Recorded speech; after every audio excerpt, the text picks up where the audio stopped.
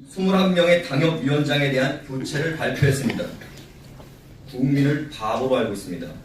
김병준 비대위원장과 나경원 원내대표라는 사람의 국민을 앞에 놓고 하는 정치쇼는 정말 가관입니다. 더 이상 자유한국당에 기대할 것이 없습니다. 자유한국당이 15일 김무성을 비롯한 현역 의원 21명을 당협위원장에서 배제하기로 했습니다.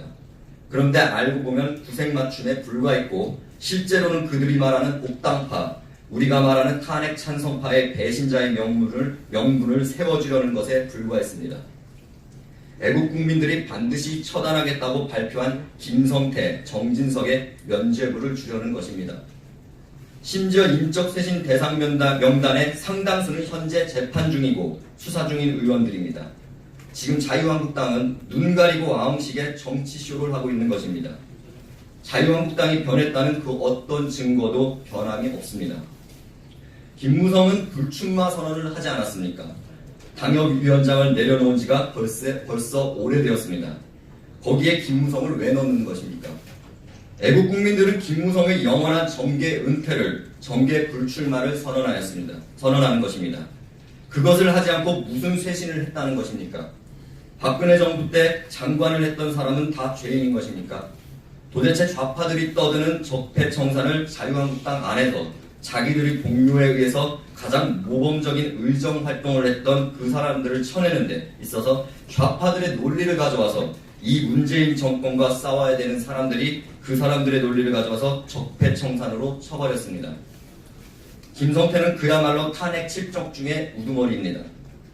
박근혜 대통령을 조롱하고 안민석과 안철수와 히히덕거리던 김성태가 있고 탄핵 정국에서 반기문을 대통령을 만들어야겠다고 자유한국당을 배신했던 그러한 정진석은 본인이 왜 칠적에 들어가는지 모르겠다고 합니다. 대한애국당에서 하나씩 다 밝혀야 되는 것입니까? 이런 사람을 놔두고 어떻게 쇄신을 했다고 할 수가 있겠습니까? 자유한국당을 비롯한 여야 5당은 연동제 비례대표제 도입을 위한 구체적인 방안을 검토하는 동시에 권력구조 개편을 위한 원포인트 개헌 논의에 착수하기로 합의했다고 합니다. 국민들은 그렇지 않아도 국회를 해산시켜야 한다고 합니다. 대한애국당도 마찬가지입니다. 20대 국회는 지금 당장 해산되어야 한다는 것입니다. 국회의원 숫자를 줄이라고 하는데 해산을 떠나서 국회의원 숫자를 늘리려고 하는 이러한 꼼수는 국민들을 설득할 수가 없습니다. 애국 국민들은 이렇게 이야기합니다. 대한애국당이 가장 유리한 것이 연동형 비례대표제라고 합니다.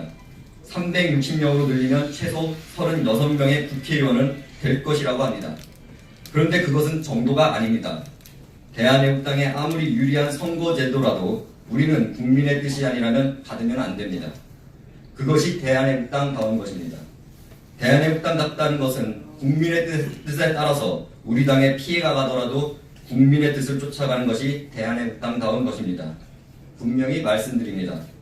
연동형 비례대표제에 대해서 논의하는 것은 좋지만 의원 정수를 늘리는 것에 대해서는 동의할 수 없습니다. 국민의 뜻이 아닙니다. 의원 정수를 늘리지 말고 지역구를 줄이십시오. 비례대표가 꼭 필요하면 지역구를 줄여서라도 의원 정수를 늘려서는 안 된다는 것이 대한애국당의 입장이라는 것을 말씀드립니다. 더 이상 자유한국당은 보수정당이 아닙니다. 예산에서 더불어민주당과 야합을 했습니다. 북한 터주기 예산을 감액하지 못했습니다. 청년 일자리 예산을 그대로 반영했습니다. 또한 기타 약자들을 위한 예산을 챙기지 못했습니다. 약자들의 예산을 챙기지 못하고 실세들의 지역구 예산만을 챙겼습니다. 자유한국당은 그런 당입니다.